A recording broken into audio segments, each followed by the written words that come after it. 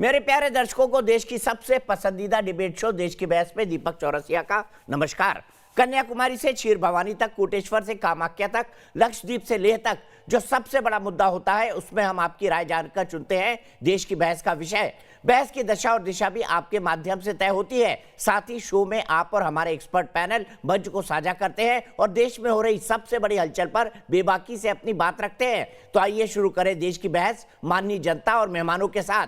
आज आपने देश की बहस का जो मुद्दा तय किया है वो है दिल्ली दंगों का दर्द अब भी ताजा कैसे। इसे 70% लोगों ने वोट देकर देश की बहस का मुद्दा बनाना चाहा है। 23 फरवरी एक तारीख नहीं बल्कि एक सबक है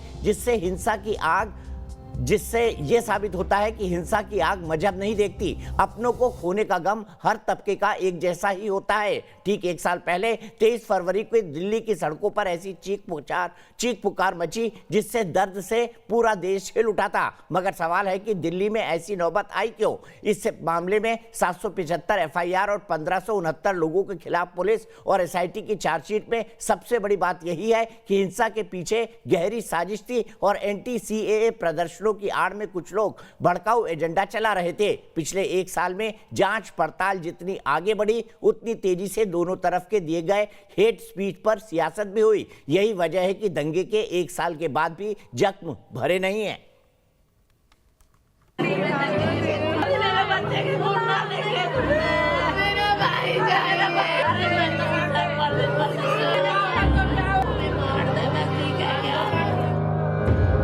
हमारे लिए ये हालत खराब हो जाती है। अब भी डर लगा रहता है कि पता नहीं कब क्या हो जाए। माहौल तो जी वही ऐसा है, ये तो दहशत ही है। अभी भय का माहौल अभी भी बना हुआ है। दिल्ली दंगों को आज एक बरस पूरा हो गया, लेकिन आज भी उस दिन की बर्बरता और दहशत दिल्ली वालों के जहन से गई नहीं है।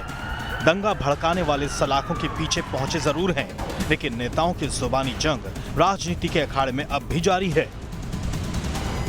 मैंने केवल और केवल दिल्ली दंगों के एक साल पे, क्योंकि हमारे बहुत अजीज लोगों को, हमारे पड़ोसियों को, हमारे जानने वालों को उनको मारा गया है, लूटा गया है, जलाया गया है। दिल्ली को याद रखना होगा।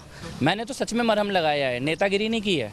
और ये भी उस मरहम का ही हिस्सा है ये कहना कि दोबारा मत कीजिएगा, दोबारा करना गलत होगा। और दिल्ली के साथ ये दोबारा नहीं होना चाहिए जो सीए विरोध के नाम पे किया गया था। दिल्ली को एक बार फिर से इस बयानों के माध्यम से जो है दंगों में आग में झोंकने का प्रयास एक और हो रहा है। और मुझे लगता है इसे नजरअंदाज पुलिस हो, प्रशासन हो या दिल्ली के मुख्यमंत्री बिल्कुल नहीं करना चाहिए। सख्त कार्रवाई समय रहते होनी चाहिए। सीएए एनआरसी के विरोध के नाम पर भड़कने वाले दंगों में 53 लोगों की जान गई, 400 से ज्यादा लोग घायल हुए, 327 दुकानें जलकर खाक हो गई, जबकि 25,000 करोड़ रुपए की संपत्ति स्वाहा हो गई। दिल्ली पुलिस ने 775 एफआईआर दर्ज की और 1,818 आरोपियों को अब तक गिरफ्तार किया। दंगाइयों ने कैसे सीएए के खिलाफ धरना प्रदर्शन का इस्तेमाल किया, ये दंगे उसका जीता जागता सबूत बन गए। आतंकी संगठनों ने दिल्ली को झुलसाने में दंगाइयों से हाथ मिलाया, लेकिन दिल्ली पुलिस के जामाजों को इन दंगों को रोकने में अपनी जान की बाजी तक लगानी पड़ी। दुकान तो पूरी हमारी जल चुकी थी। हमारा नुकसान इसमें करीब 12 से 15 लाख रुपए का नुकसान हो चुका है इसमें। देश के बहस में उस दिन को याद करते हुए चर्चा है कि आखिर दंगा करवाने वाले विरोध प्रदर्शन को कैसे खून खराबे और दहशत में बदलकर अपने नापाक मंसूबे पूरे करने की साजिश रचते हैं।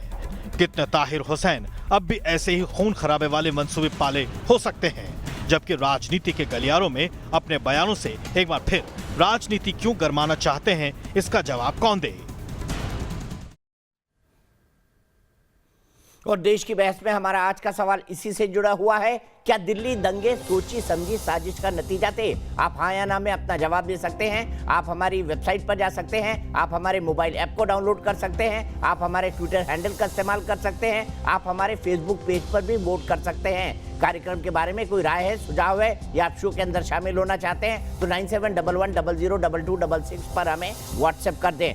सबसे पहले अपने खास पैनल को इंट्रोड्यूस करूंगा। मेरे साथ जुड़ गए हैं भारतीय जनता पार्टी के वरिष्ठ नेता कपिल मिश्रा, जिनके ऊपर कई आरोप लगे थे इन दंगों के दौरान। मेरे साथ जुड़ गए हैं मौलाना साजिद रशीदी साहब, जो कि प्रेसिडेंट है ऑल इंडिया इमाम काउंसिल के। मेरे साथ इमाम एसोसिएशन का, माफ कीजिएगा, मेरे साथ डॉक्टर प्रोफेसर विक्रम सिंह जुड़ गए हैं, जो कि एक्स डीजीपी हैं, बहुत ही डेकोरेटेड पुलिस ऑफिसर हैं, उत्तर प्रदेश कैडर से जुड़े हुए हैं। मेरे साथ इफ्रा जान है, जो कि एक सोशल एक्टिविस्ट है।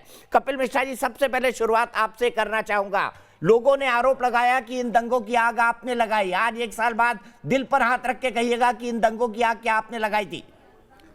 दीपक जी, अच्छा हुआ कि आपने ये सवाल मुझसे पूछ लिया है और मैं इसका 1 मिनट में आंसर दूंगा कि सबसे बड़ा झूठ ये है कि दिल्ली में दंगा 23 फरवरी को शुरू हुआ। दिल्ली में दंगा दिसंबर में शुरू हो गया था, जब जामिया मिलिया इस्लामिया में बसों को जलाया गया था, और वो आपके चैनल ने बहुत डिटेल में दिखाया था। उसके अगले दिन सीमापुरी में IPS ऑफिसर राजबीर को मारा गया था। उसके अगले दिन सीलमपुर में स्कूल के बच्चों से भरी हुई बस में आग लगाई गई थी। जामा मस्जिद से निकली हुई भीड़ ने दिसंबर 2019 में दरियागंज थाने में आग लगाई थी। वो दंगे नहीं थे क्या? दंगे दिसंबर से चल रहे थे, और केवल दिल्ली में नहीं। CAA विरोध के नाम पे दंगे बंगाल में, मध्य प्रदेश में, यूपी में, रेलवे स्टेशन जलाना, चौकी जलाना, थाना जलाना, पूरे देश में केवल आग ही लगाई हुई थी। और दिल्ली में भी ये बोलकर कि ट्रंप आएगा तो ट्रंप के सामने दंगा करेंगे, ट्रंप के सामने तमाशा करेंगे। 15-16 फरवरी को चांदबाग में जो सफूरा जरगर और योगेंद्र यादव की मीटिंग हुई है, उसके डिटेल अब पुलिस सामने रख चुकी है। ताहिर हुसैन की छत से जो बम मिले, हथियार मिले, वो पूरे देश ने देखे हैं। 22 फरवरी को थाने से जाके अपनी रिवॉल्वर रिलीज करवाने वाले ताहिर हुसैन को क्या सपना आया था कि 23 फरवरी को कपिल मिश्रा बयान देगा? इतना बम, इतने हथियार क्या सपना आया था जो इकट्ठे कर लिए थे? मुझे ये लगता है कि जो सवाल आज दीपक जी आपने पूछा है, क्या ये सोची समझी साजिश थे, उसका जवाब इन सभी सवालों में छिपा हुआ है। पूरे देश ने देखा है, पुलिस की चार्जशीट में आया हुआ है। और मेरा गुनाह केवल इतना है कि मैंने, बच्चे स्कूल नहीं जा रहे हैं अगर मेरे, बीमार अगर अस्पताल नहीं जा रहे हैं, हम अगर काम पे नहीं जा पा रहे हैं, तो उसके लिए मैं खड़ा हुआ, आंखों में आंख डाल के खड़ा हुआ, और मैंने कहा कि मेरी सड़क खोलो, हमारे बच्चों को स्कूल जाने दो, बीमारों को अस्पताल जाने दो, युवाओं को काम करने दो। वो सड़क खुलवाने के लिए खड़ा होना पड़ेगा तो होंगे ना खड़े, क्यों नहीं होंगे? हमने कोई हिंसा की बात तो की नहीं है। नहीं, सवाल तो यही है ना, आप सड़क खुलवाने के लिए खड़े क्यों हुए?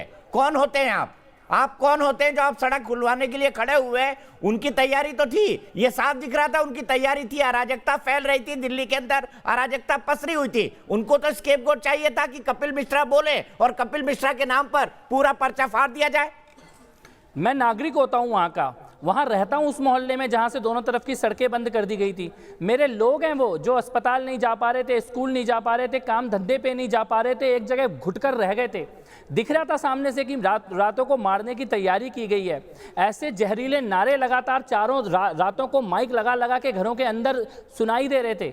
वैसा दहशत का, हिंसा का माहौल बनाया गया था। वहाँ पे जाके खड़ा होना जरूरी था, यह कहना जरूरी था कि ये लोकतंत्र है, यहाँ कानून का शासन चलता है। आप हमारे ह्यूमन राइट्स, बेसिक राइट, आने जाने का अधिकार, स्कूल जाने का अधिकार, अस्पताल जाने का अधिकार, उसको छीन लोगे और कोई खड़ा भी नहीं होगा। एक बार नहीं, 1000 बार खड़ा होना पड़ेगा तो खड़े होंगे। ये अधिकारों की बात है, ये असली स्वतंत्रता की बात है भारत के अंदर। आपने कहा ये असली स्वतंत्रता की बात है, लेकिन लोगों को पेट में दर्द इसलिए भी हो रहा है, और मैं भी इस बात की आलोचना करूंगा कि कपिल मिश्रा पर अभी तक सरकार ने कोई कार्रवाई नहीं की है। कपिल मिश्रा को Z+ सिक्योरिटी दे दी गई, कपिल मिश्रा खुलेआम घूम रहे हैं, कपिल मिश्रा पर कोई कार्रवाई नहीं। और दूसरी तरफ जितने भी लोग हैं, सफूरा जरगर, उमर खालिद, चाहे वो ताहिर हुसैन हो, खैर वो तो बहुत ही बड़े अपराधी हैं, उन सबको जेल के अंदर है, लेकिन कपिल मिश्रा Z+ सिक्योरिटी के साथ बाहर घूम रहे हैं। इसको कैसे देखते हैं? अगर कपिल मिश्रा की छत से बम मिले होते दीपक जी तो वो भी जेल में होता, एसिड मिले होते, हथियार मिले होते तो वो भी जेल में होता। अगर कपिल मिश्रा मलेशिया जाके जाकिर नाइक से पैसा लेके आया होता दिल्ली जलाने के लिए तो वो भी जेल में होता। अगर कपिल मिश्रा ने मीटिंग की होती 15-16 फरवरी की रात को, जो सफूरा जरगर जी का आपने नाम लिया, उनकी तरह कि 24 तारीख को बड़े पुलिस अधिकारियों के ऊपर हमला करना है, हथियार इकट्ठे करने हैं, पत्थर इकट्ठे करने हैं, तो वो भी जेल में होता। अगर कपिल मिश्रा ने दिलबर नेगी, 20 साल के दिलबर नेगी के हाथ पैर काट के जिंदा जलाया होता तो वो भी जेल में होता।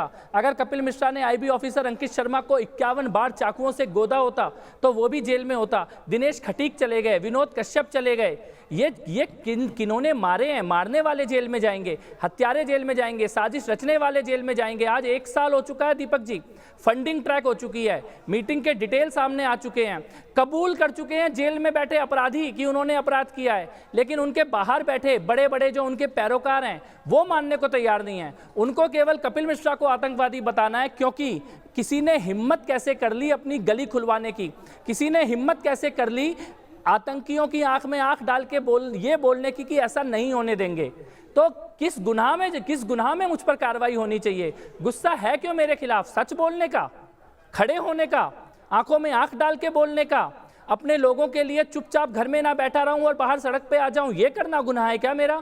ऐसा नहीं, गुनाह ये है कि कपिल मिश्रा को अच्छी तरह पता था कि बारूद के ढेर पर तो हम बैठे हुए हैं, लेकिन चिंगारी कपिल मिश्रा ने जाकर जलाई। नहीं, जिसको चिंगारी लगानी होती है ना दीपक जी, वो पुलिस अफसर के बगल में खड़ा होकर बयान नहीं देता है। मैंने ये अल्टीमेटम दिया था कि 3 दिन के अंदर हमारी सड़क खाली होनी चाहिए। आप वरिष्ठ पत्रकार हैं इस देश के, आपने इतने आंदोलन देखे हैं, कोई भी लोकतांत्रिक आंदोलन का पहला कदम होता है पुलिस को अल्टीमेटम देना। मैंने वो लोकतांत्रिक आंदोलन का पहला कदम अपने संवैधानिक जिम्मेदारी को निभाते हुए पूरे साहस के साथ वहां पर किया।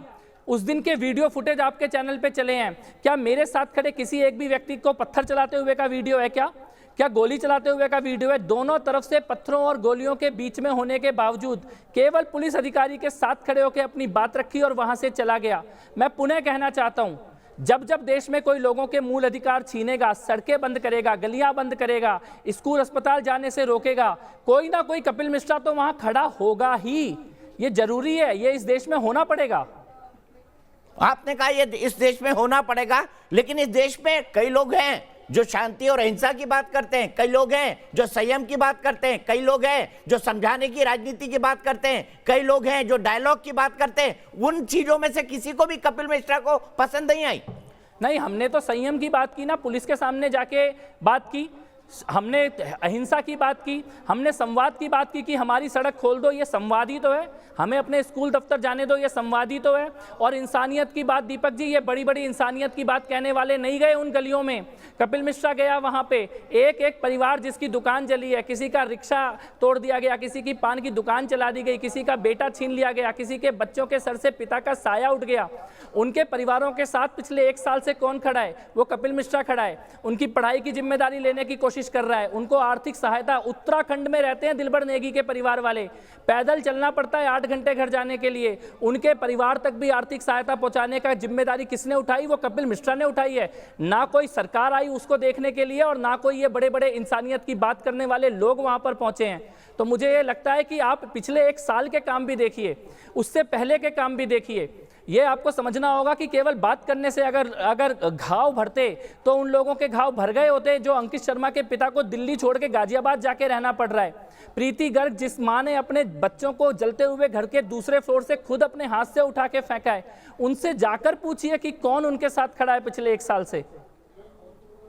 कपिल जी, मैं आपसे यहाँ पर बहुत महत्वपूर्ण सवाल जानना चाहता हूँ और मेरा सवाल बड़ा सीधा है, 2 टूक है। और मेरा 2 टूक सवाल ये है, जो कुछ भी हुआ हमने देखा जाफराबाद के अंदर किस तरह से कांस्टेबल पर हमला हुआ, किस तरह से डीसीपी पर हमला हुआ, इसके पीछे क्या था, क्या चल रहा था उस वक्त वहां पर? आपकी जानकारी क्या कहती है? क्योंकि इसके कई अलग अलग वर्जन निकलकर सामने आए हैं। पुलिस का वर्जन ये था कि वहां पर अफवाह उड़ाई गई।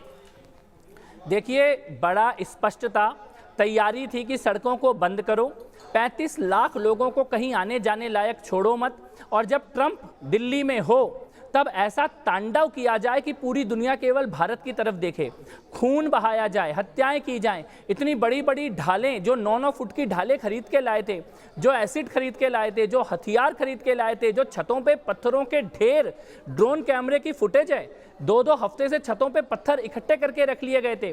दंगे वाले दिन एक खास समाज के लोग अपने बच्चों को स्कूल से लेकर चले गए थे कि यहाँ पे बलवा होने वाला है। दुकानों में लिख दिया गया था नो एनआरसी नो सीएए, जिस दुकान में लिखा है वो छोड़ दी, जिसमें नहीं लिखा है वो जला दी। आप सोचिए कितनी भयानक साजिश और कितनी लंबी तैयारी, कम से कम 6 महीने की तैयारी के साथ दिल्ली को जलाने की कोशिश की गई। और मुझे दुख है, केवल एक दुख है आज के दिन दीपक जी, कि हम IB officer Ankit Sharma, Dinesh Khatik, constable Ratanlal, ऐसे लोगों को हम बचा नहीं पाए। केवल एक मात्र पछतावा अगर मेरे को आज 1 साल पहले का है तो केवल ये है कि मैं इन लोगों के जीवन को बचा नहीं पाया, और अपने आप को हमेशा ये बात कहता रहूंगा कि काश हम इन लोगों को बचा पाते। एक आखिरी बात आपसे जानना चाहूंगा, उसके बाद मैं पैनल को खोलूंगा। मैं ये समझना चाहता हूं आपसे कि लोग ये कहते हैं कि कपिल मिश्रा चूंकि भारतीय जनता पार्टी के मेंबर थे, सरकार ने Z+ सिक्योरिटी दे दी, दिल्ली पुलिस ने बड़े रहम दिल के साथ उनको बुलाया, कॉफी ऑफी पिलवाया, जो मन में आया बयान लिखवाया और छोड़ दिया। क्या दिल्ली पुलिस ने आपसे कोई इन्वेस्टिगेशन नहीं किया, कोई क्रॉस क्वेश्चनिंग नहीं किया? ये क्या हकीकत है, बताइए जरा। देखिए, ऐसा सफेद झूठ जो कि एफिडेविट पर है, जो कि दिल्ली पुलिस के एफिडेविट पर है, जांच की बात, मेरी लोकेशन, मेरे मोबाइल के रिकॉर्ड, मेरे से सवाल जवाब, वो सारी चीज़ दिल्ली पुलिस ने की है। और जो नहीं की है उसके लिए आप लाइए ना, कोई किसी के पास कोई डॉक्यूमेंट्री एविडेंस हो, कोई भी बात हो। मैं एक बात कहना चाहता हूं दीपक जी, आज आपके चैनल पे मेरे ऊपर उंगली उठाने वाले सारे लोग वही क्यों हैं जो कि सीए और एनआरसी के विरोध में दंगे की बात कर रहे थे। हर्षमंदर जैसे लोग जो खुद खड़े होकर बोल रहे थे कि संसद से नहीं, हम सड़क से इस देश को चलाने की बात करेंगे, आर पार की लड़ाई करेंगे, वो लोग कपिल मिश्रा के ऊपर सवाल उठा रहे हैं। एक भी नागरिक, नॉर्थ ईस्ट दिल्ली का एक भी नागरिक जो न्यूट्रल नागरिक हो, एक भी नागरिक का एक भी बयान आप लाके दिखा दीजिए कि कपिल मिश्रा का हिंसा में हाथ था या कपिल मिश्रा ने कुछ भी गलत किया है। मुझे पता है ये सारे पत्रकारों ने, जो बड़े बड़े देशद्रोहियों का साथ देने वाले पत्रकार हैं, पूरी सेना भेजी थी कैमरे लेके वहां पर, एक एक गली में एक मेरे खिलाफ बयान देने वाला नागरिक नहीं मिला। तो ये सत्य है, और उसके अलावा असत्य तो कोई कितना भी फैलाए, लेकिन सच ये है कि वहां पर हम लोगों को मारने की साजिश की गई थी, और भगवान की कृपा है कि फिर भी एक बड़ा नरसंहार होने से बच गया है। आपने कहा बड़ा नरसंहार होने से बच गया है। देश की बहस में हम देश के दर्शकों को जोड़ते हैं। कपिल मिश्रा जी, देश का हर दर्शक आज आपको सुन रहा है। 1 साल दिल्ली दंगों के अनफॉर्चुनेट पूरे हो चुके हैं। अनिकेत सागर, मेरे एक दर्शक जुड़ गए हैं। अनिकेत, एग्री करते हैं कपिल मिश्रा जी जो कह रहे हैं उससे? देखिए दीपक जी, कपिल जी जो कह रहे हैं वो बिल्कुल सही कह रहे हैं। जाफराबाद शाहीन बाग में जो दंगे हुए थे वो दरअसल बहुत गलत हुआ है। मुझे दुख है जो लोग दंगे में मारे गए, उनके साथ पूरे देश की सहानुभूति है, पर कांग्रेस और अलका लांबा को नहीं। अलका लांबा को जरा उन परिवारों के बारे में भी सोचना चाहिए जिन्हें अपने लोगों के उस दंगे में खोया है। ठीक है, बहुत बहुत शुक्रिया अनिकेत।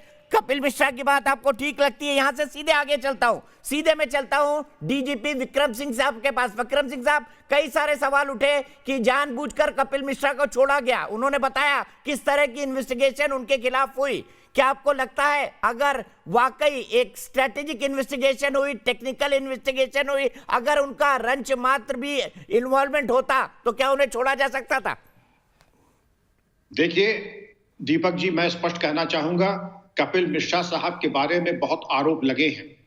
उनकी नीयत के ऊपर शक नहीं किया जा सकता है, उनके तरीके के ऊपर शक किया जा सकता है। क्योंकि नीयत की जहां तक बात है तो सुप्रीम कोर्ट ने भी कालांतर में जो व्यवस्था दी है उसमें यही कहा कि सार्वजनिक स्थान पर बलपूर्वक रास्ता नहीं रोका जा सकता है। लेकिन पुलिस की मौजूदगी में स्वयं इस प्रकार का आह्वान करना, कपिल मिश्रा जी एक बड़े जिम्मेदार ओहदे पर हैं। वो जो करते हैं नीचे वाले बहुत टकटकी लगा करके देखते हैं। यही काम जो कपिल मिश्रा जी ने किया वो उनको पुलिस अधिकारी के माध्यम से करवाना चाहिए था, और अगर ये हो जाता तो कदाचित एक भी आरोप नहीं। लेकिन अगर एक बार मान भी लें कि कपिल मिश्रा जी ने ये आह्वान किया कि आप रास्ता खाली कर दें अन्यथा हम कानून में हाथ ले लेंगे, तो ये एक त्रुटिपूर्ण निर्णय और दुराग्रह की श्रेणी में आ सकता है। कदाचित इसको अपराध की श्रेणी में नहीं लिया जा सकता है। लेकिन जो एक भयावह स्थिति उत्पन्न हो गई थी, जो एक ऐसी स्थिति उत्पन्न हो गई थी कि जिसमें कि इस पार उस पार की लड़ाई तक की लोग बात कर रहे थे, तो कपिल मिश्रा ऐसे जनप्रतिनिधियों ने, मैं कदाचित समझता हूं कि उस भावावेश में और उस भावपूर्ण और उस उत्तेजना में शायद उनके बयान को कोई असंयत कह सकता है। मैं कोई जजमेंट पे नहीं बैठा, ना मैं जजमेंट बैठूंगा, लेकिन कपिल मिश्रा साहब का जो बयान था वो वैसा ही था जो कि सुप्रीम कोर्ट के दिशा निर्देश कालांतर में आए। लेकिन बेहतर यह होता दीपक जी कि यही चीज जो कपिल मिश्रा जी ने खुद कही वो पुलिस अधिकारी कहते, कपिल मिश्रा जी न कहते। वातावरण को सरचार्ज देखने के उपरांत यही लफ्ज और यही अल्फाज अगर पुलिस कहती तो कुछ नहीं होता। कपिल मिश्रा जी की नीयत में कोई कमी मुझे दिखाई नहीं पड़ी, क्योंकि उसमें मेंसरिया या गिल्ट मुझे नहीं दिखाई पड़ा। और चूंकि मेंसरिया और गिल्ट नहीं है, इसलिए कोई अपराध की श्रेणी में नहीं आता है। और अगर पुलिस ने अपने तमाम कानूनी परीक्षण के बाद कहा कि कपिल मिश्रा जी अगर उनके ऊपर केस नहीं बन रहा है तो केस नहीं बन रहा है, फिर हम उसके बारे में अगर कोई और, क्योंकि कई चैनल्स भी कहा कि साहब हमने आवेदन पत्र दिया, कार्रवाई नहीं हुई। अगर आवेदन पत्र देने का यही काम है कि जैसा हम कह रहे हैं वैसा ही कीजिए, तब तो बात अलग है। अब अगर हर्ष मंडल जी कहते कि मैंने दरखास्त दी, उस पर कार्रवाई नहीं हुई, ये कोई औचित्य नहीं कि हम जो दरखास्त है, मैं एक्स डीजीपी हूं, हमारे कितने दोस्त रहते हैं दरखास्त देते हैं, पुलिस कार्रवाई नहीं करती है क्योंकि वो न्यायोचित नहीं मानती है। दिल्ली पुलिस ने जो किया है वो अदालत की समीक्षात्मक टिप्पणी के बाद हुआ है। अगर किसी को शिकायत है तो कपिल मिश्रा साहब के पास जा सकता है अदालत में, वहां न जाकर के आरोप प्रत्यारोप करने से कोई फायदा नहीं है। अगर कपिल मिश्रा साहब ने उनकी सारी बातें सिलसिलेवार आपने सुनी, मैंने सुनी और देश सुन रहा है, अगर कोई उसमें तार्किक या कानूनी कोई त्रुटि हो तो मुझे बता दे। सिवाय इसके मैं यही कहूंगा कि जो उन्होंने कहा पुलिस से कहलवाते तो ज्यादा अच्छा रहता। ये मेरा अपना क्या मैं यही सवाल पूछता हूँ, क्या कपिल मिश्रा जी पुलिस इससे पहले अपील कर चुकी थी उन लोगों से, आप उठ जाइए, आप यहाँ पर मत बैठिए, आप ये प्रदर्शन मत करिए, यहाँ पर जरूरत नहीं है, यहाँ पर परमिशन नहीं है? क्या हुआ था जब आपको जानकारी मिली उससे पहले उस इलाके में? दीपक जी, कई बार पुलिस अपील कर चुकी थी, समाज अपील कर चुका था, लोग कह रहे थे कि हमारे को कम से कम जाने और आने का इतना रास्ता आप हमारे लिए छोड़ दीजिए। और ये जो भड़काऊ नारे लगाए जा रहे हैं, ये भड़काऊ नारे मत लगाइए, आप मुद्दे की बात कीजिए ना। आपको सीए से प्रॉब्लम हो सकती है, लेकिन उसमें आप भारत तेरे टुकड़े होंगे के नारे लगाने लगेंगे क्या? खिलाफत 2.0 लिख देंगे क्या जामिया की दीवार पे? हिंदुत्व तेरी कब्र खुदेगी एएमयू की धरती पर, ऐसा नारा लगाएंगे क्या? असम को काट के, चिकन नेक को काट के भारत से अलग करना है, ऐसी बातें करेंगे क्या? किसी को डिटेंशन कैंप में डाला जा रहा है, ऐसा झूठ एक खास समाज के बीच में फैलाने की कोशिश करेंगे क्या? कोशिश ऐलान करके बोलेंगे कि ट्रंप के आने के सामने हमको दिल्ली के अंदर बहुत बड़ा तमाशा करना है। क्या हासिल करने की कोशिश थी? अब तो 1 साल हो गया ना दीपक जी, किसकी नागरिकता गई है? कौन डिटेंशन कैंप में गया है? वो लोग माफी मांगेंगे क्या जिन्होंने ये सब झूठ बोल कर एक आतंक का, हिंसा का, भय का वातावरण पूरे देश के अंदर बनाया, और उसके बाद उन्हीं आतंकियों को बचाने के लिए कोशिश कर रहे हैं, उनके लिए कोर्ट में जाके खड़े हो रहे हैं, उनको बेगुनाह बताया जा रहा है, जिनके घरों से बम मिल गए हैं, जो हत्या में शामिल हैं, चुनकर मारने में एक आईबी ऑफिसर को, एक कांस्टेबल को। आप उन फुटेज को देखिए दीपक जी, मैंने आपके चैनल पे वो फुटेज देखी हैं, जब महिलाओं की भीड़ पुलिस वालों को मार रही है, जिनको आप शांति का प्रतीक बना रहे थे, वो हत्या में शामिल है खुलेआम। दिखाइए वो फुटेज, दिखाइए प्लीज। दूसरी फुटेज की बात कर रहा था, ये देखिए फुटेज चल रही है।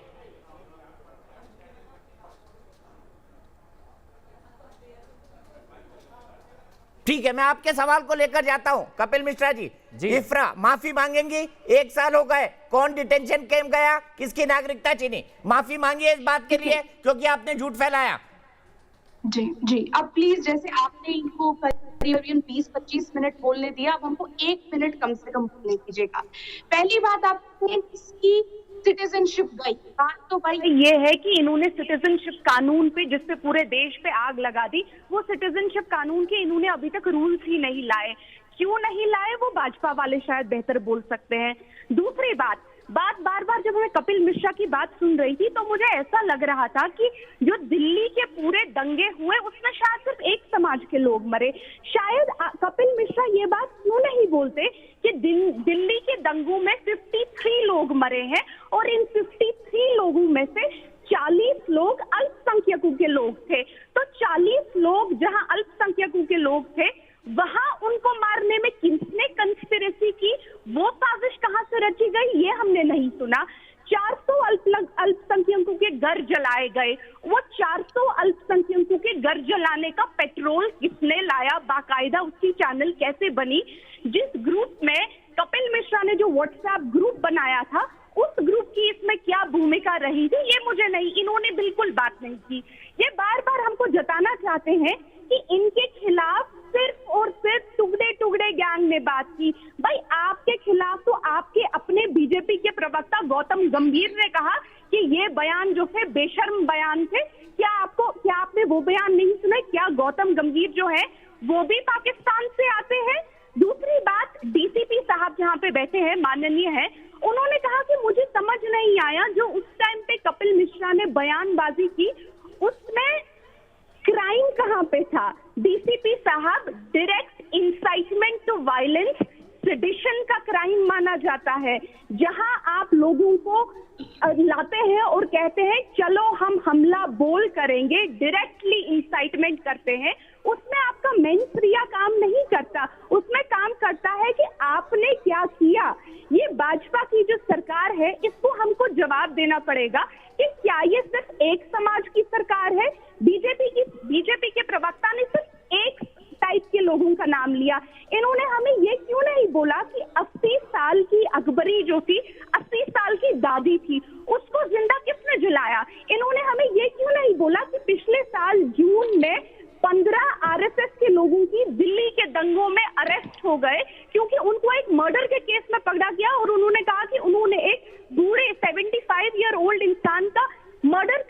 दिल्ली के दंगों में, वो आरएसएस के नेटवर्क। आपका 1 मिनट कंप्लीट हुआ, मैंने बिना रोके बोलने दिया, बिना रुके बोलने दिया। पहले विक्रम सिंह जी के पास आऊंगा। विक्रम सिंह जी, सवाल चूंकि आप पर उठा है इसलिए मैं चाहूंगा विक्रम इफ्रा को आप जवाब दे दें, फिर मैं कपिल मिश्रा जी के पास जाऊंगा।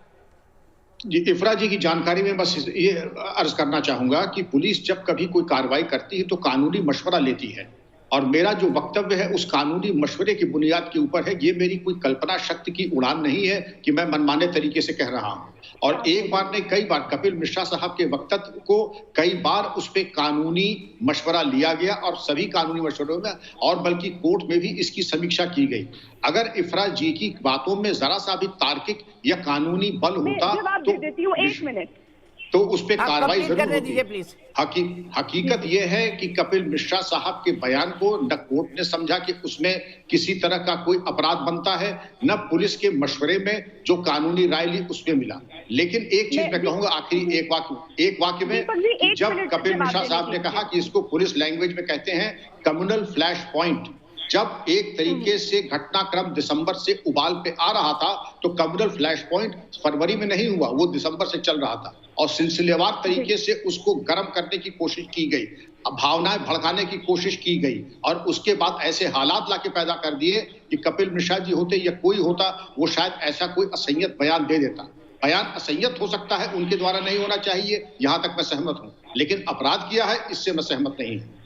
ठीक है, सीधे कपिल मिश्रा जी के पास चलता हूं। कपिल मिश्रा जी, आपने सिर्फ एक समुदाय के लोगों की बात की। उन्होंने कहा कि अनवरी बेगम 80 साल की थी, वो मारी गई। उन्होंने फिर कुछ और लोगों का जिक्र किया। उन्होंने बताया कि भाई मुसलमान भी मारे गए, इतनी सारी प्रॉपर्टी जलाई गई, इतने सारे लोग हल्कान हुए। सवाल ये, हालात ये क्यों बने? मैं फिर से कहना चाहता हूँ, एक तो तथ्यात्मक गलती बोली इन्होंने कि व्हाट्सएप ग्रुप, तो पुलिस के रिकॉर्ड देख लीजिए, आपके जो वकील हैं उनके रिकॉर्ड देख लीजिए। वो व्हाट्सएप ग्रुप का नाम है, मेंबर हूँ ना एडमिन हूँ, और जिस व्हाट्सएप ग्रुप की आप बात कर रहे हैं उसमें मैं हुई नहीं। तो उसके बावजूद भी आपने बोला कि मेरा व्हाट्सएप ग्रुप है। आपसे निवेदन करूंगा, आप जाके एक बार चेक करिएगा उस व्हाट्सएप ग्रुप की जो रिपोर्ट खुद तो आपके वकीलों ने दी है, उसमें भी है कि कपिल मिश्रा इसका मेंबर भी नहीं था। इसमें कपिल मिश्रा का नाम लोग लिख रहे थे। तो एक तो वो तथ्यात्मक गलती है, उसको ठीक करने की कोशिश होनी चाहिए। दूसरा, आपने कहा कि कौन मरा, कितना मरा। मैं फिर से कहना चाहता हूं, मैंने आज तक कितने मरे, किस धर्म के मरे, ऐसा कोई बात नहीं करी, कोई बयान नहीं दिया।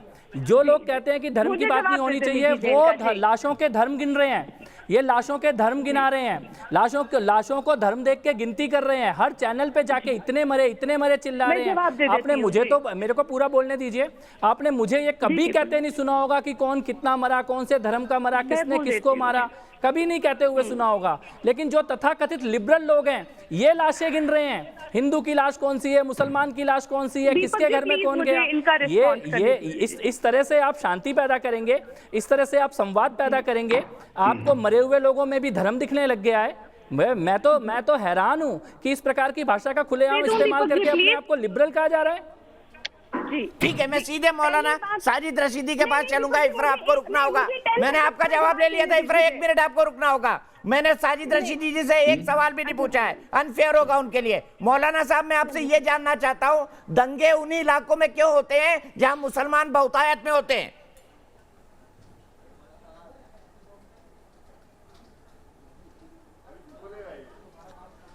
देखिए दीपक भाई, बहुत दुर्भाग्यपूर्ण ये बात है कि दिल्ली के माथे पर एक ऐसा कलंक लगा है जो शायद सदियों तक मिटाया नहीं जा सकता।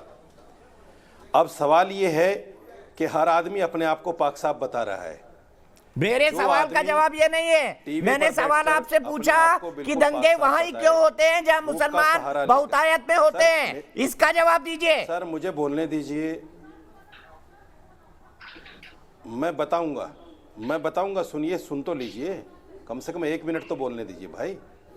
ये बड़े अफसोस की बात है, इसीलिए फिर हम लोग चैनल पे बैठना बंद कर देते हैं, क्योंकि आप लोग बोलने नहीं देते।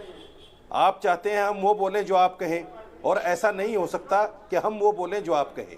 सुन लीजिए, मेरी भी बात सुनिए, फिर आप बताइए। मैं सिर्फ ये कहना चाहता हूँ कि दिल्ली के अंदर, जैसे इफ्रा ने भी बताया, मुसलमानों के घर ही क्यों जले, मुसलमानों की दुकानें ही क्यों जली, 40 मुसलमान ही क्यों मरे, और फिर मुसलमान ही क्यों पकड़े गए। ये बड़ी अजीब बात है, ये इत्तिफाक नहीं है, ये बड़ी अजीब बात है कि मरने वाले मुसलमान, कारोबार खत्म होने वाला मुसलमान और पकड़े जाने वाला भी मुसलमान, ये इत्तिफाक है, नहीं हो ये सकता। दिल्ली पुलिस ये की चार्जशीट साजिश है मौलाना और साहब, साजिश मैं वो झूठ है नहीं बोलने कि दूंगा करो खुद आपको। और मौलाना नाम साहब रखो झूठ नहीं मुसलमानों। बोलने दूंगा। ये दिल्ली आप पुलिस सुन- का आप आंकड़ा सुन है। लीजिए। 1818 लीजिए। आरोपी गिरफ्तार किए दीपक गए सुन हैं, लीजिए। 700 दीपक- मुस्लिम है और 630 हिंदू। दीपक क्या सुन कहेंगे इस पर? अब दीपक- 1818 ही लोग गिरफ्तार हुए हैं, जिसमें 700 मुसलमान मेरी हैं बात और पूरी लगभग होने 650 दोगे तो- हिंदू। बराबर बराबर।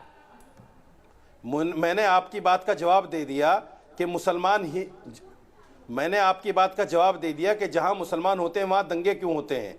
मैंने जवाब दे दिया, लेकिन आपने एक सवाल और ठोक दिया। अब सुनिए, उसका जवाब भी सुन लीजिए। देखिए, ऐसा होता है जब किसी समुदाय को फंसाने की बात होती है तो उसको बैलेंस करने के लिए ऐसा तो करना पड़ता है। ये तो कहीं ना कहीं जब पहले से किसी चीज की साजिश होती है। मैं आपको एक तथ्य बताना चाहता हूं।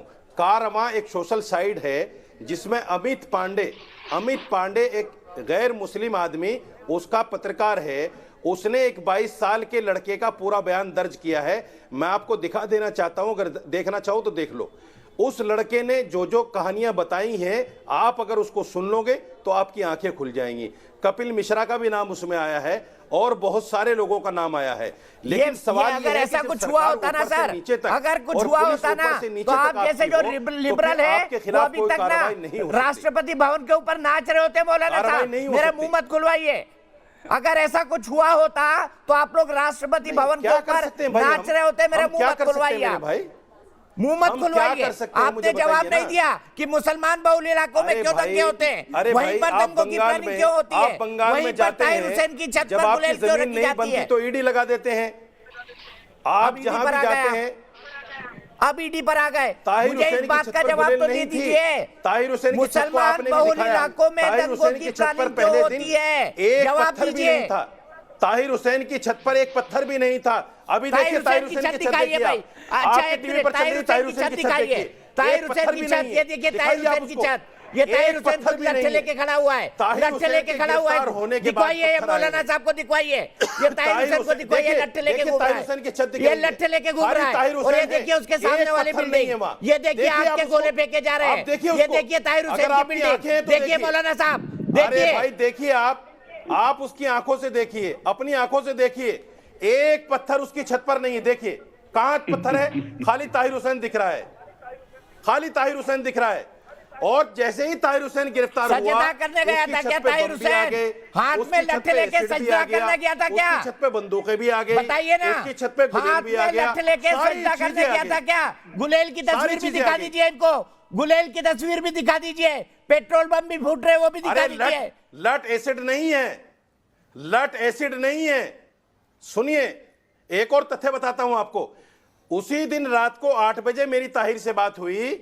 ताहिर ने मुझे कहा कि मौलाना साहब, मैं 10 बार पुलिस को फोन कर चुका हूं, मुझे पुलिस निकालने नहीं आ रही है।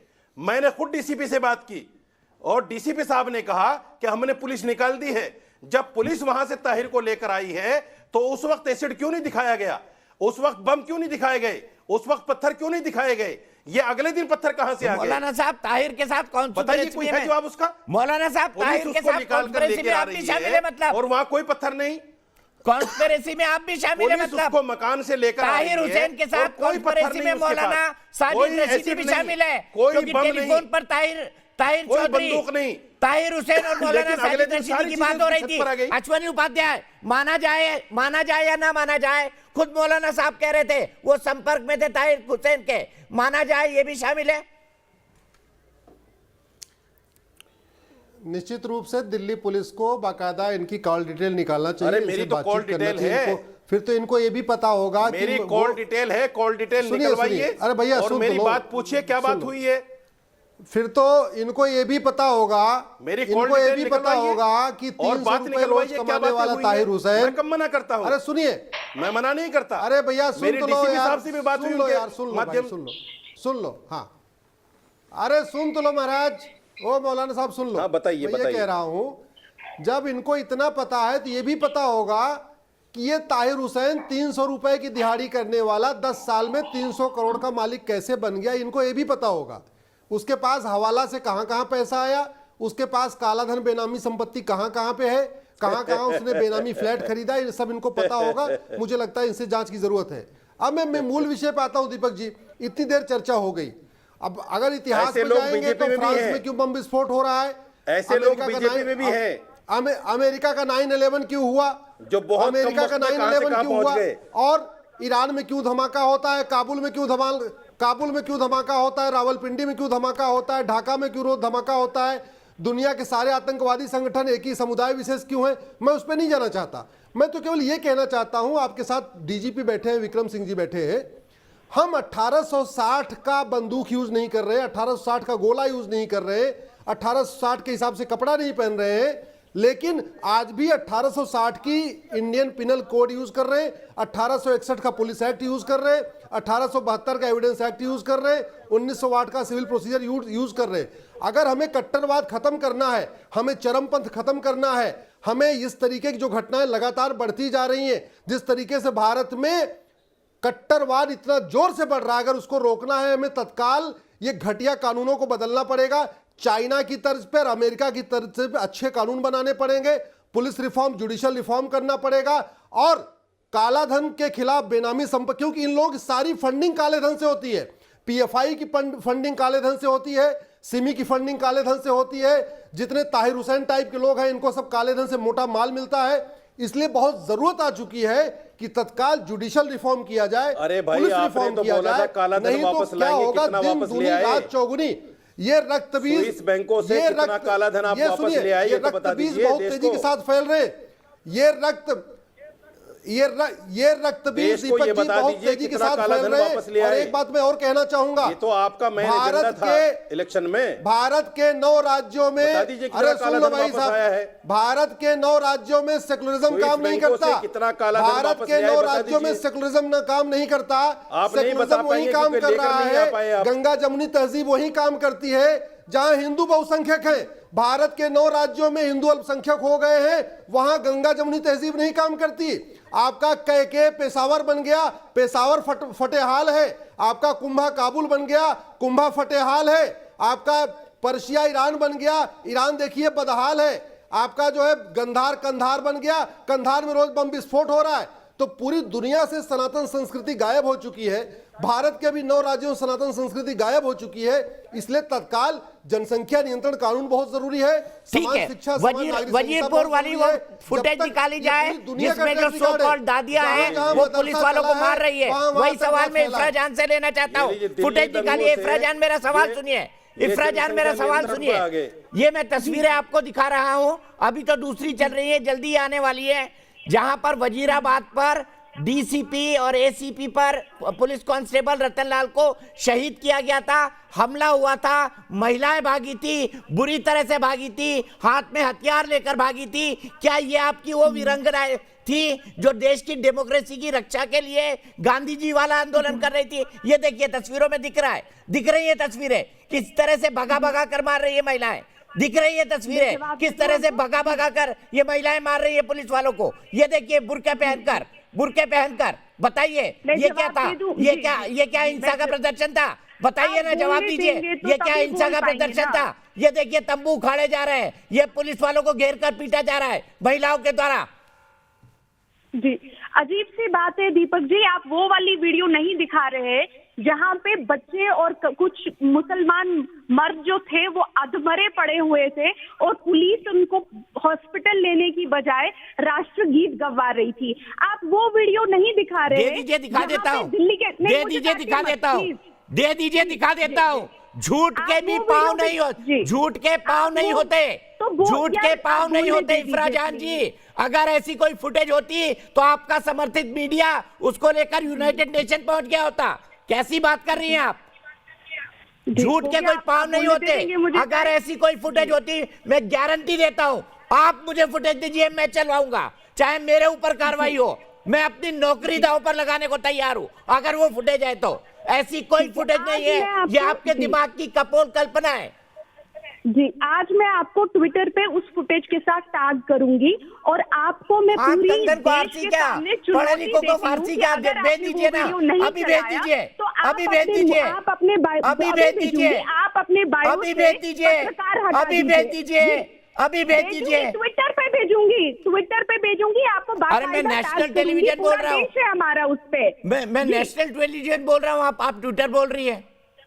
हद हो गई बात तो की। घर पे बैठी हूँ, यहाँ से कहाँ से सेंड करूँ। दूसरी वीडियो थी जहाँ पे दिल्ली की पुलिस जो थी कैमरा तोड़ रही थी, वो वीडियो भी आपको मैं भेजूंगी, चिंता मत कीजिए। अजीब सी बात है कि आप वो वाली वीडियो नहीं दिखाते कि दिल्ली की पुलिस कैमरा क्यों तोड़ रही थी, वो क्या छुपाने की कोशिश कर रही थी।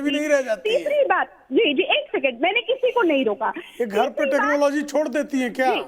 दूसरी बात कपिल मिश्रा जी ने बात की, उन्होंने कहा कि घर पर रहकर आप उनको वीडियो क्यों नहीं भेज पाएंगी? एक छोटा सवाल है, आपके घर में प्रतिबंध है भाई, इनको क्यों डर लगता है मेरे बोलने से? तथ्यों से डर लगता है, एविडेंस से डर लगता है, क्योंकि कंस्पिरेसी थियरीज, वो टुकड़े ज्ञान, झूठों से किसको डर लगता है? सबूत तो कभी रहता नहीं है। लंपटों से बिल्कुल डर नहीं लगता। ठीक है इफरा जी, आपने अपनी बात कह ली, आप अपनी बात बार-बार रिपीट कर रही हैं। मैं सीधे प्रेम शुक्ला जी के पास चलता हूँ। प्रेम शुक्ला जी, क्या वाकई इनके पास कोई सबूत है? और सबूत होता तो क्या 1 साल तक इंतजार करते? बोलने दीजिए ना भाई, जब सबूत नहीं था तभी तो देवेंद्र राणा ने सफूरा को बेल दे दी और कहा कि कोई सबूत नहीं है। जब सबूत आप लोगों के पास होता, अगर इनके पास कौन सा सबूत है? आप लोग सभी को तो ये संविधान और कानून के आंगन में नंगा नाच करने आ गए होते। इफरा जान की आवाज नहीं जाएगी।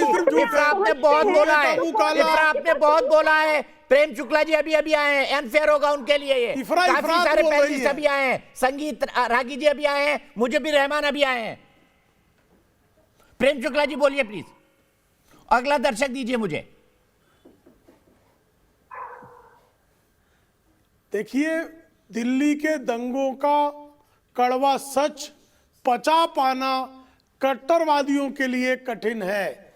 जिन कट्टरवादियों ने सीएए के नाम पर, एनआरसी के नाम पर अल्पसंख्यक समुदाय में असुरक्षा का माहौल पैदा करके, जिसमें यहाँ बैठे पैनल के लोग भी हैं, जिन्होंने लगातार झूठ बोलकर कि सीएए एनआरसी आ जाएगा तो उसके कारण जो है मुसलमान इस देश में 2ym दर्जे का नागरिक हो जाएगा, उसके नागरिक अधिकार समाप्त कर दिए जाएंगे, इत्यादि इत्यादि। अनुच्छेद 370 के संशोधन पर दुनिया भर का डर बना बैठा रखा था कि 370 हटाया तो जम्मू कश्मीर अलग हो जाएगा और रुकेगा ही नहीं, उसी के कारण है। और राम मंदिर अगर बनना प्रारंभ हो गया तो खून की नदियां बह जाएंगी।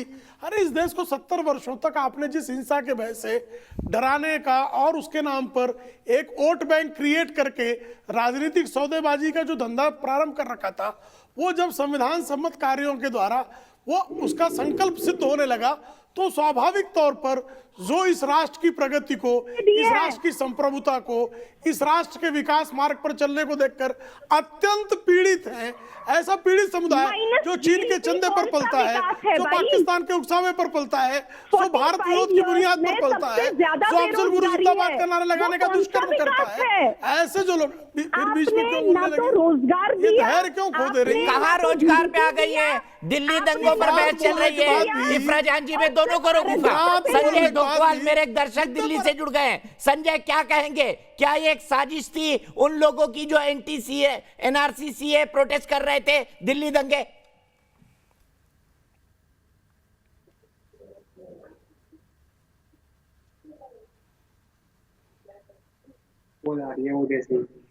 हेलो डोकवाल जी, क्या ये साजिश थी जो लोग कर रहे थे प्रोटेस्ट उनकी? दीपक जी, अपना सवाल दोहराइए।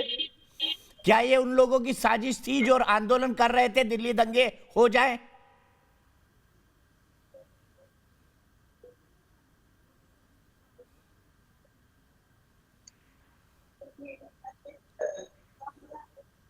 डोकवाल जी, आप चूक गए, चौहान हो गए।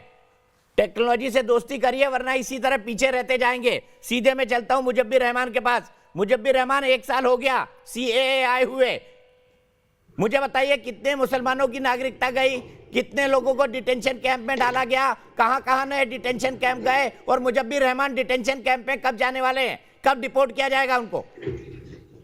दीपक जी, सबसे पहले तो मैं आपका बहुत बहुत शुक्रगुजार हूं कि आपने 1 साल के बाद कम से कम अपने इतने बड़े चैनल के ऊपर मौका दिया के जो सबूत हैं वो इफरा जहान रखे हैं, या दिल्ली दंगों के हिसाब से जो पुलिस ने जो किया वो दंगों के सबूत आप अपने चैनल पे चलाएंगे, इतना बड़ा आपने ऑफर दिया, ये किसी भी चैनल ने नहीं कहा अभी तक। तो मैं शुक्रगुजार हूं और वो वीडियो में इस पे चलाना चाहूंगा आपकी इजाजत से।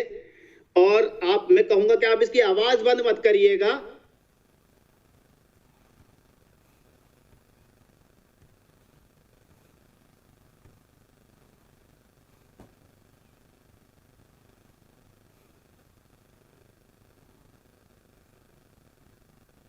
जनाब, ये इस वीडियो के अंदर 4 लोग हैं, इसमें से एक की डेथ हो गई है, एक 17 साल का माइनर भी था।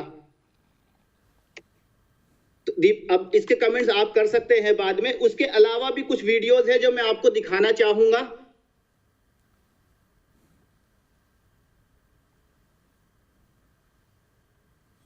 वीडियो मेरे पास भी बहुत है। अब किसका वीडियो है, क्या कॉन्टेक्स्ट है, इसीलिए ना क्या वीडियो है, क्या कॉन्टेक्स्ट है, किस जगह का है मुजब्बिर रहमान, आप पर मुझे रंच मात्र भी भरोसा नहीं है। आप रावण की तरह अट्टहास कर ले, मुझे कोई फर्क नहीं पड़ता। लेकिन संगीत रागी जी, अगर इतने इंक्रीमेंटल एविडेंस होते तो क्या ये छुपे रहते सोशल मीडिया से? बताइए, अगर इतने खतरनाक एविडेंस होते तो क्या ये सोशल मीडिया से छिपे रहते, जो आज एकाएक सरफेस हो गए हैं 1 साल के बाद?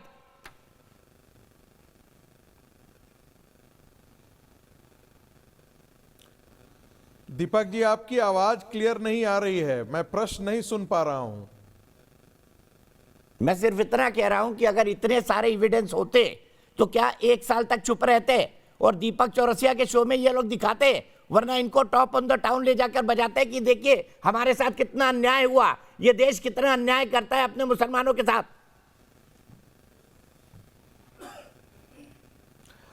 देखिए दीपक जी, इसको बहुत समझाने की जरूरत नहीं है। जब लोग 9/11 के विध्वंस को कह सकते हैं कि किसी का षड्यंत्र था, दुनिया में जहां जहां बम फोड़ते हैं वहां सबको कहते हैं दूसरे पर ही थोप देते हैं, तो आपको कैसे लगता है कि दिल्ली दंगों को सुनियोजित तरीके से इन्होंने अंजाम दिया, इसके बारे में ये कबूल करेंगे? मेरा तो एक और ही दुख है, इस देश का मुस्लिम समाज को पता लगता है कि सीए आने से मुसलमानों को खतरा है, लेकिन इस देश के हिंदुओं को आज तक पता नहीं लगा कि मुसलमानों की बढ़ती हुई आबादी इस देश के लिए खतरा है। आप ये अंदाजा लगा सकते हैं कि इस देश का मुसलमान, जिसने इस भारत भूमि को, मातृभूमि को विभाजित किया, धर्म के नाम पर तोड़ा, वही इस देश का मुसलमान 70 साल बाद उन्हीं तोड़ने वाले के औलादों के लिए इसी भारत भूमि पर लड़ाई करेगा कि उनको सिटीजनशिप दो।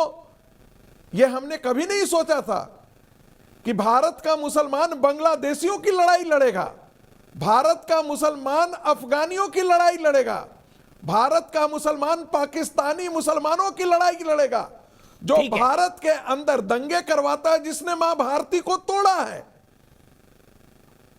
इस देश का हिंदू समाज कब चेतेगा, कब समझेगा? पॉलिटिकल और न्यूमेरिकल इस्लाम इस देश के लिए खतरा है, यह मैं बहुत खुल करके बोल रहा हूं, यह मैं बार बार कह रहा हूं। यदि हिंदू समाज इसके बारे में सजग नहीं रहा, इसके बारे में चेतेगा नहीं, तो इस देश में हजारों कश्मीर खड़े हो जाएंगे। ठीक है, मैं यहीं पर रुकूंगा, ब्रेक लेना है, ब्रेक के बाद नए सिरे से शुरुआत होगी। फिलहाल एक ब्रेक।